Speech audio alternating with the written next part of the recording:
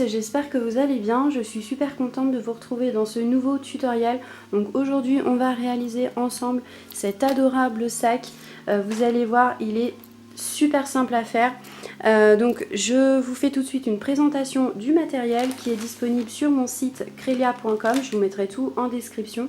Donc pour ce sac, j'ai choisi des couleurs assez classiques, donc dans les tons marron. Donc j'ai choisi le set Julia. Donc le set se présente comme ça. On a un fond de sac donc pré-perforé et on a aussi donc deux anses donc qui sont pré-perforées aussi. Donc vous allez voir, ça va être très très simple à faire. Et pour le fil, j'ai utilisé donc un sachet de corde Swan Black. Donc là la couleur c'est donc rouille, c'est ce qui se raccordait le mieux donc à la couleur marron. Donc ça c'est vraiment si vous voulez faire les mêmes couleurs que moi. Donc les sachets, je sais pas si j'ai dit, donc c'est des sachets de 500 grammes, donc on a quand même une très très belle quantité. Voilà, donc ça c'est pour les couleurs donc du sac si vous voulez faire le même sac que moi. Sinon si vous voulez, donc on a donc le même set en noir. Et au niveau du fil, donc moi j'avais sélectionné d'autres couleurs donc qui pourraient aller aussi avec le marron. Donc le bleu, donc ça c'est un bleu marine. Ensuite on a donc la couleur bordeaux. On a un violet donc qui est pas mal aussi. Donc avec le noir ça peut être sympa. Ensuite on a cette couleur que j'adore, donc c'est la couleur or. Franchement je pense que ça peut vraiment péter aussi avec le set marron. Franchement c'est cette couleur, elle est vraiment super belle. Et sinon j'avais sélectionné cette couleur, donc le fuchsia. Donc là ça serait vraiment pour un ouvrage un peu plus flashy, mais je pense que ça peut être sympa aussi donc avec le noir ou le marron. Donc à voir, à vous de voir. Si vous voulez faire un tour sur mon site, donc choisir les couleurs qui vous vont, ou si vous voulez faire la même chose que moi. Donc après c'est à vous de jouer avec votre créativité, votre inspiration. Moi je vais vous montrer donc dans les grandes lignes comment réaliser le sac. Et après c'est à vous de voir si vous voulez modifier. Voilà, moi pour le tutoriel j'ai vraiment voulu faire quelque chose d'assez classique. Voilà, mais dans la création il n'y a pas de limite, donc après à vous de voir. Sinon aussi, dernière chose, donc pour le tutoriel on va avoir besoin donc évidemment d'une paire de ciseaux. Je vais utiliser un crochet numéro 3 et ensuite on aura besoin donc d'une aiguille à laine pour la couture des anses. Voilà, donc c'est tout pour la présentation. On va pouvoir commencer tout de suite le tutoriel. Ok, donc c'est parti pour le tutoriel. Donc là moi les anses je les mets de côté. On va travailler donc avec notre crochet directement sur le fond de sac. Petite précision pour le sac, on ne l'ouvre surtout pas. Parce que si vous sortez donc le fil du sac, ça va tout s'emmêler. Donc il n'y a vraiment pas besoin de l'ouvrir. En fait on a donc la cordelette, vous voyez, qui ressort ici. Donc lorsque vous allez prendre acheter le sac, c'est déjà établi comme ça. Donc il y a besoin juste ici, donc le fil, on tire sur la cordelette, vous voyez, donc il n'y a aucun souci. Donc ça c'est super pratique. Donc c'est parti. Donc ce qu'on va faire, c'est qu'on va travailler en maille serrée tout autour du fond. Donc là on va faire un nœud de départ. Alors je vérifie au niveau du focus. Alors donc là on va faire un nœud de départ. Donc là finalement j'ai choisi mon crochet, le crochet numéro 3. Donc on va se positionner donc ici, donc au milieu du fond. Donc j'insère mon crochet, je ressors avec ma cordelette. Donc là je vais faire une maille serrée.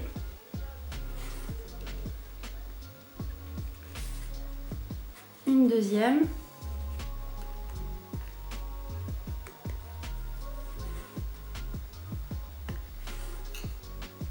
Donc là je vais dans le trou suivant.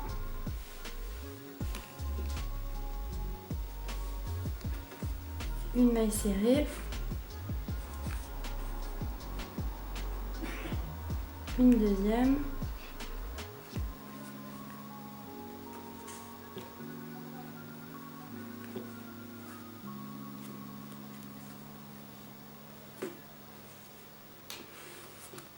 donc là ici on est sur le côté, on va dans le trou suivant, une maille serrée,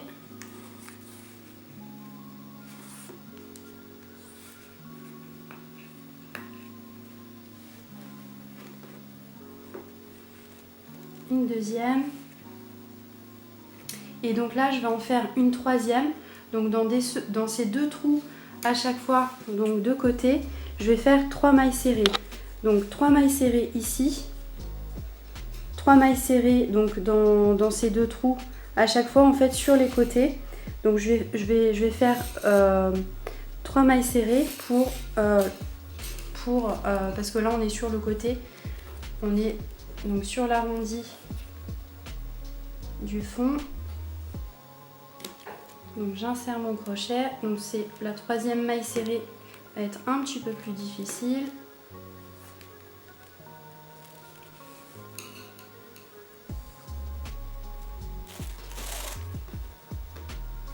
À nouveau ici, une, deux,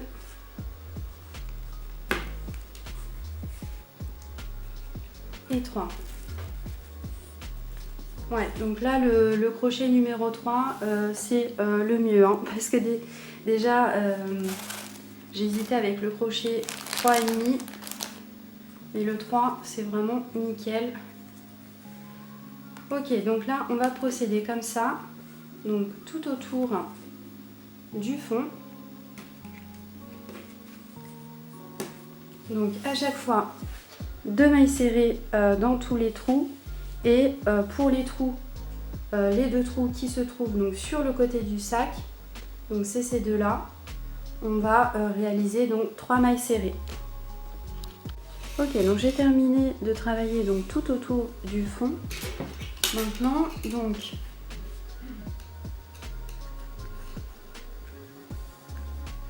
je vais aller dans la première maille. Donc là en fait on a, vous voyez, donc la maille ici, donc en fait on va travailler en maille serrée, donc pour le deuxième rang, en côte arrière, vous voyez, donc on va insérer notre crochet, donc ici, donc on va pas attraper la maille comme d'habitude en insérant notre crochet ici, on va vraiment prendre donc le fil, donc un seul fil, donc celui-là, celui qui est à l'arrière.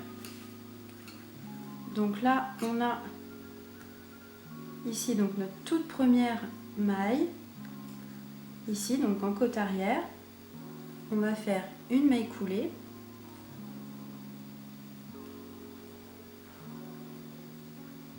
donc j'insère à nouveau mon crochet et je vais faire donc une maille serrée. Donc là je tire ici sur mon fil, donc c'est le fil de mon nœud de départ. Donc là dans toutes les mailles qui se présentent, je vais travailler donc en maille serrée en côte arrière.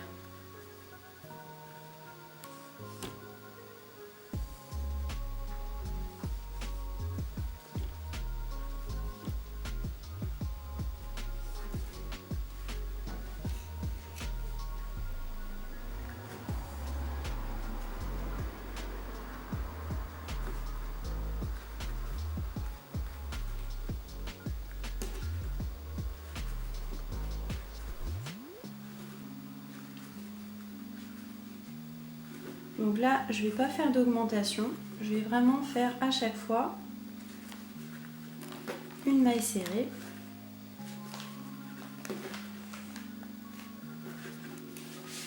Ok, donc là, je vais faire comme ça, donc tout autour du fond.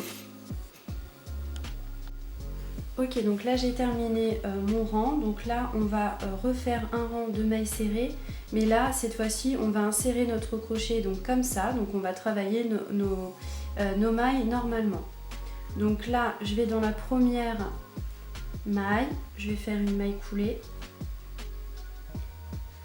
J'insère à nouveau mon crochet. Donc je vais faire une maille serrée. Je vais dans la maille suivante. Donc je fais ma maille serrée suivante. Donc ainsi de suite. Dans toutes les mailles qui se présentent, je vais travailler donc mes mailles serrées. Donc tout autour du fond.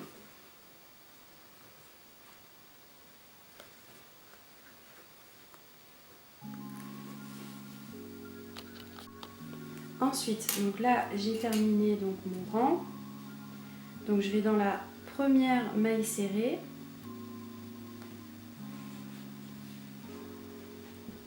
Et donc je vais faire une maille coulée. Donc là je retourne dans la maille avec mon crochet. Et donc là je vais faire une maille coulée.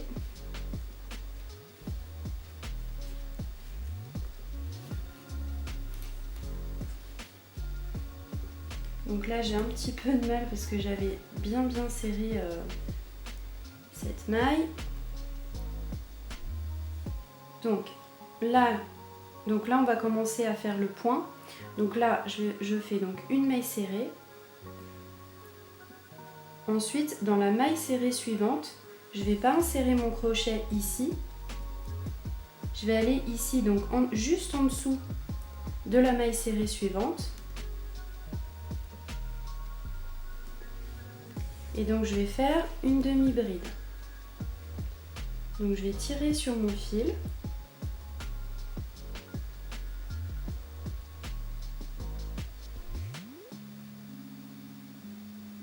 Et je fais ma demi-bride. Ensuite, je vais dans la maille serrée suivante, je vais faire une maille serrée.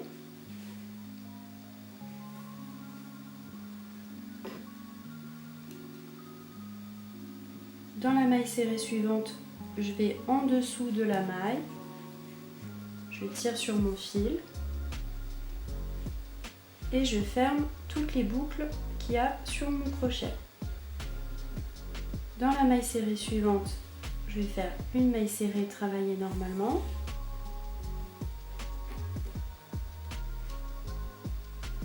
Dans la maille serrée suivante, je vais en dessous de la maille, je tire sur mon fil et je ferme.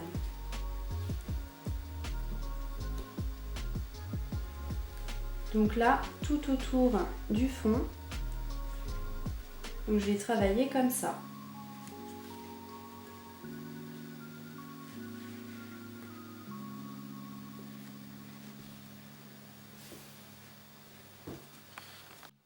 Ok, donc là j'ai terminé mon rang, donc on va passer au rang suivant. Donc là, je vais aller dans la première maille serrée, donc au début du rang, et je vais faire donc une maille coulée. Donc ensuite on va continuer donc le point. Donc ce qu'on va faire, c'est que lorsqu'on a une maille serrée, donc on va faire une demi-bride, et lorsqu'on a la demi-bride, on va faire une maille serrée. Donc là j'avais commencé mon rang avec une maille serrée, du coup, donc là je viens de faire ma maille coulée. Je vais aller donc en dessous de cette maille,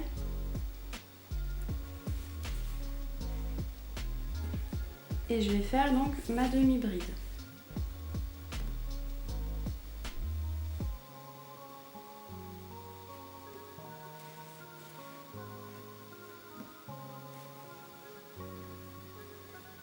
Donc là, ce qu'on peut faire, c'est mettre un repère à la première maille. Bon, ça, c'est pas obligatoire, mais si vous êtes plus à l'aise, vous pouvez mettre un repère. Donc là, on a une demi-bride. Donc on fait une maille serrée.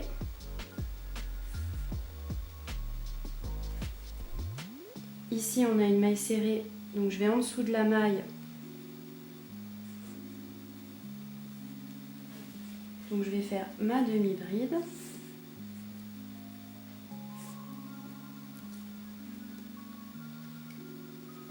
Une maille serrée.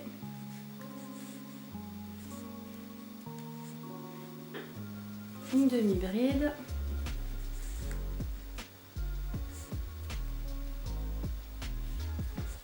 Et donc ainsi de suite. Et tout le long de l'ouvrage. Donc tout le long de l'ouvrage, on va travailler donc comme ça. Donc en alternant les mailles serrées et les demi-brides.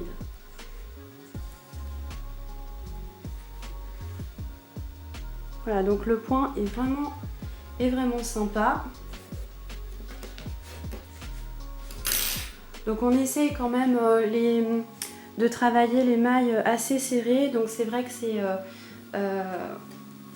voilà, après c'est un petit peu embêtant d'insérer notre crochet, mais voilà, comme ça les mailles sont bien serrées. Donc du coup on va faire comme ça, donc on va alterner donc plusieurs rangs pour pouvoir donc prendre de la hauteur. Ok, donc là j'ai terminé donc ma hauteur. Donc là la hauteur me convient. Donc on a à peu près 21 cm de hauteur et donc pour la largeur, donc on a à peu près 38 cm. Donc moi ça me va. Donc après si vous voulez vous pourrez faire donc un sac un petit peu plus haut. Moi c'est vrai qu'au niveau de la taille ça fait donc un joli petit sac à main. Donc je pense que c'est pas mal comme ça, étant donné que les anses sont quand même assez courtes. Voilà, donc je pense que c'est pas mal de faire donc cette hauteur. Et vous voyez donc le point, ce qui est vraiment sympa avec cette cordelette, et donc du coup ce point aussi, vous voyez, c'est rigide. Le sac tient, c'est rigide, mais voilà, c'est quand même assez souple. Donc c'est nickel. Et franchement la taille, ça fait vraiment un joli petit sac à main. Voilà, on va dire taille moyenne. Donc voilà, c'est nickel. Donc là j'ai donc terminé mon rang. Donc j'ai fait une maille coulée, une maille en l'air, et donc je tire sur mon fil. Donc je l'ai coupé, je l'ai déjà coupé. Hop. Et donc je fais mon nœud. Donc là après je vais cacher mon fil donc à l'intérieur du sac, et puis je couperai ensuite le surplus. Donc maintenant on va pouvoir donc mettre les anses sur le sac. Ok, donc là on passe à la couture des anses sur le sac. Donc là vous voyez j'ai déjà fait un premier côté. Donc là du coup on va faire le deuxième côté ensemble. Je vais vous montrer comment on fait ça. Du coup moi pour la couture, vous voyez, donc en fait on a ici donc plein des petits trous, donc c'est pré-perforé. Donc on va pouvoir donc coudre, c'est très simple, on va coudre sur le sac. Donc moi à la base je voulais utiliser la cordelette pour coudre directement sur le sac, mais les trous sont trop petits. Donc du coup ce que j'ai fait, c'est que j'ai pris du coton mercerisé. Donc c'est des pelotes qui se présentent comme ça. C'est des pelotes de 100 grammes qui sont disponibles aussi sur mon site si vous voulez. Après vous pouvez prendre du fil à coudre, il n'y a pas de souci, enfin, c'est à vous de voir ce que vous préférez. Donc moi pour mon coton mercerisé, donc j'ai pris le marron évidemment, et j'ai doublé mon fil. Donc j'ai coupé une bonne longueur, j'ai pris mon aiguille à laine, et ensuite j'ai fait donc un nœud au bout de mon fil. Donc là je me suis repérée donc à cette anse là, donc ce côté là. Donc vous voyez j'ai positionné donc ce morceau. Donc une fois que la position vous convient, après vous voyez, hein, si vous voulez rapprocher donc les deux les deux bouts de lance.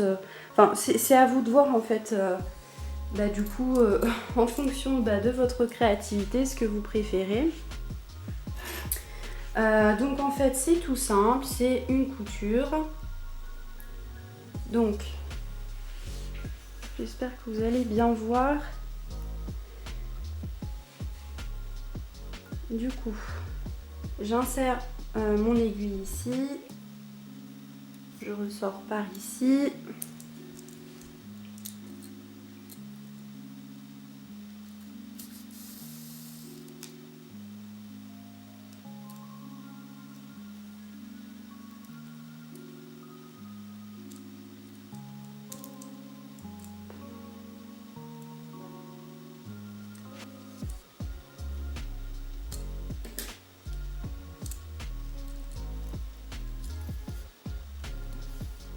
Donc là, je vais faire des allers-retours.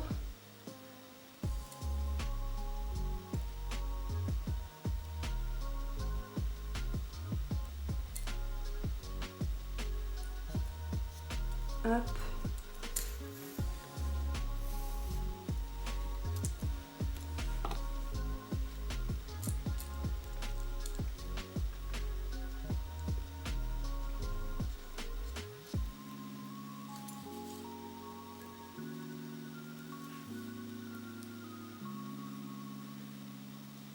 Donc vous voyez, la couture, elle est vraiment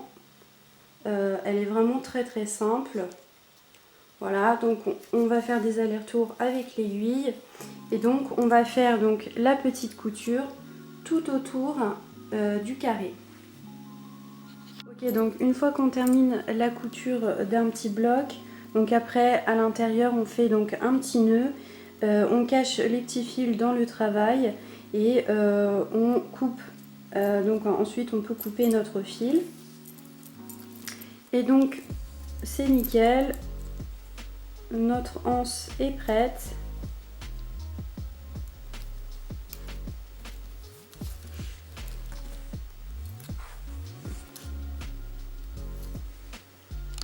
Ok, donc le sac est terminé, donc moi je l'adore.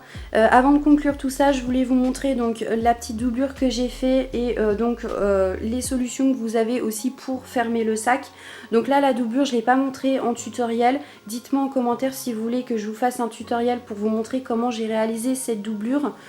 Donc en fait, j'ai fait donc une doublure tout autour du sac qui se referme donc avec donc une cordelette.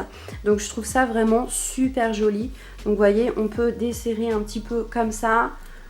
Et voilà, quand on veut refermer le sac pour cacher un petit peu nos petites affaires, le bazar qu'on a habituellement dans notre sac, on peut donc resserrer la cordelette.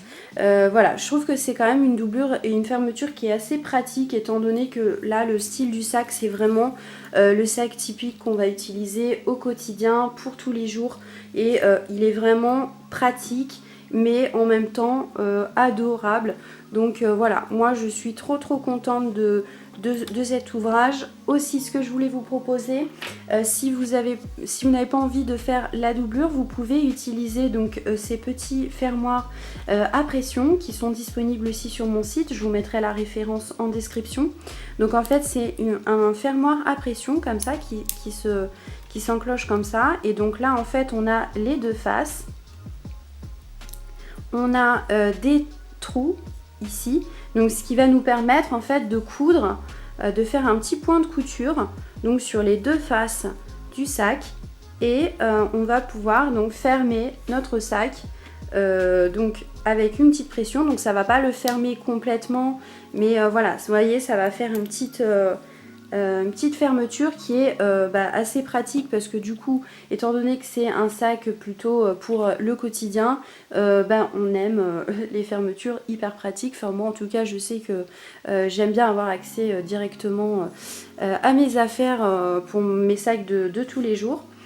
Donc voilà, donc n'hésitez pas à voir. En tout cas, voilà, j'espère que le tutoriel vous aura plu. Donc n'hésitez pas aussi à me solliciter en commentaire ou sur les réseaux si vous avez besoin d'aide ou si vous avez des questions aussi au niveau du matériel. Surtout n'hésitez pas.